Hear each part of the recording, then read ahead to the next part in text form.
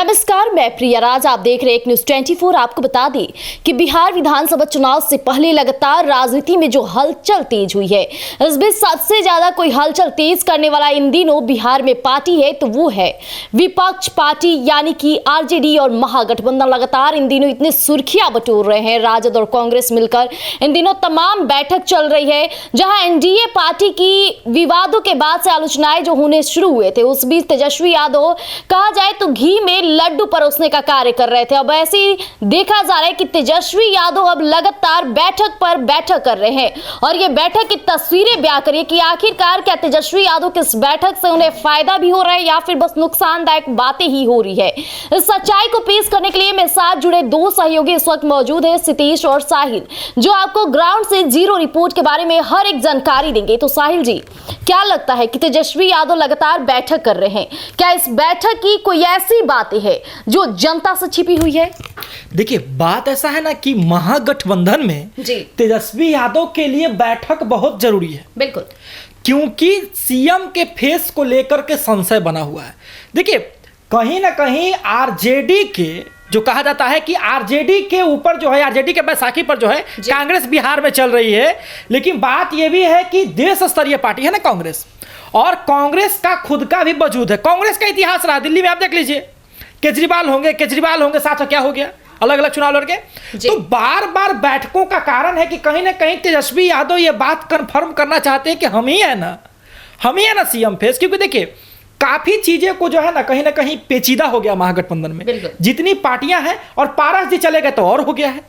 अगर पारस जी चले जाते हैं महागठबंधन की तरफ तो और जो है समीकरण पेचीदा हो जाएगा। एक तरफ सीट शेयरिंग को लेकर के मामला फंसेगा, दूसरी तरफ तेजस्वी ही होंगे कि नहीं होंगे सीएम का फेस, उसके लिए। क्योंकि अगर कांग्रेस पूरी तरह तेजस्वी पर रहती तो फिर कन्हैया उनके काम कर रहे हैं, कृष्ण अल्लाबरू काम कर रहे हैं, प्रदेश अध्यक्ष चेंजिंग, बहुत सारी बातें हैं। और तेजस्वी को जिस बात का संशय है कि कहीं ना कहीं अगर कांग्रेस तो हो सकता है कि हम लोग के बीच अनबन हो जाए और कांग्रेस कहीं अकेले चल जाए तो फिर राजद को नुकसान हो जाए। सितेश जी, सीएम फेस की तो लड़ाई चल रही है, जहां लालू प्रसाद यादव की तरफ से भी बयान सामने आया था कि कोई माई का लाल तेजस्वी को सीएम बनने से नहीं रोक सकता है। तो दूसरी तरफ लगातार कांग्रेस के नेताओं का बयान सामने आ रहे हैं कि चुनावी परिणाम के बाद ही सीएम फेस घोषित होगा।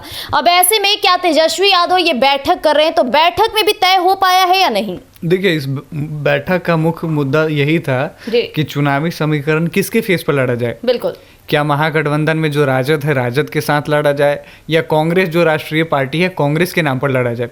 क्योंकि अब दोनों तरीके से देखिएगा तो कांग्रेस जो है वो अपनी भी जो पहले से जो चीज़ें थी वो राजद के अंदर रह के सारी चीज़ें अभी तक चुनाव में कर रही थी।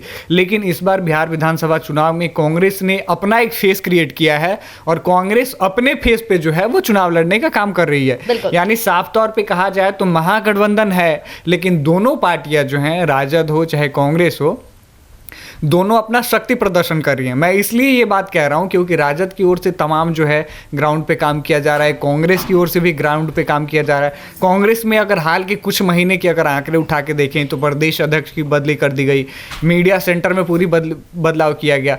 तो ये जो तमाम चीज़ें हैं ये कहीं ना कहीं एक और इशारा कर रही हैं। कन्हैया कुमार की बिहार में पलायन रोको यात्रा की शुरुआत होती है, तो अगर इस तरीके से अगर कांग्रेस अपनी सक्रियता दिखा रही है तो कहीं ना कहीं तेजस्वी यादव के लिए जो कन्हैया कुमार को दिल्ली से यहाँ बिहार के लिए अपॉइंट किया गया है, ये तेजस्वी यादव के लिए खतरा है। दूसरी बात आपने कही कि सीएम फेस को लेकर साहिल जी ने कहा कि असमंजस की स्थिति बनी हुई है, तो बिल्कुल जो तेजस्वी राजद की ओर से ये हर बार ये पुश करने की कोशिश की जा रही है, दिखावा करने की कोशिश की जा रही है कि महागठबंधन में सब कुछ ठीक है, तेजस्वी यादव के जो है अंदर में चुनाव लड़ा जाएगा और तेजस्वी यादव ही मुख्यमंत्री होंगे। लेकिन कांग्रेस की अगर तमाम नेताओं की आप बातें सुनिएगा या फिर महागठबंधन के जो अन्य दल हैं उनकी ओर से अभी तक इस चीज़ की कहीं से भी कोई स्पष्टीकरण नहीं आया है कि हम तेजस्वी यादव ही सीएम होंगे और तेजस्वी यादव के अंतर्गत चुनाव कांग्रेस लड़ेगी।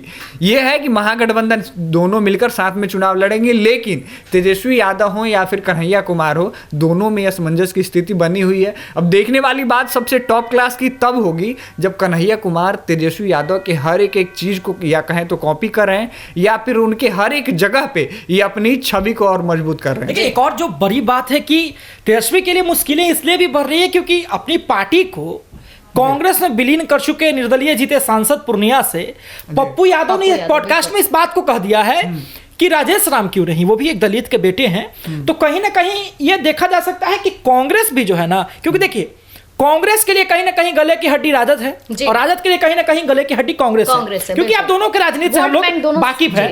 अब देखिए राजद अकेले चुनाव में जाएगी तो कहीं ना कहीं एनडीए के थ्रू उनका नुकसान होगा और कांग्रेस भी नुकसान करेगी ही करेगी। अगर कांग्रेस अकेले जाएगी तो आरजेडी नुकसान करेगा, क्योंकि कांग्रेस का उतना तो वजूद नहीं है जो बाकी पार्टियां जेडीयू बीजेपी और जो है उस प्रकार से। लेकिन राजद कहीं ना कहीं ये रिस्क नहीं लेगी, क्योंकि दिल्ली में क्या हुआ था सबको पता है।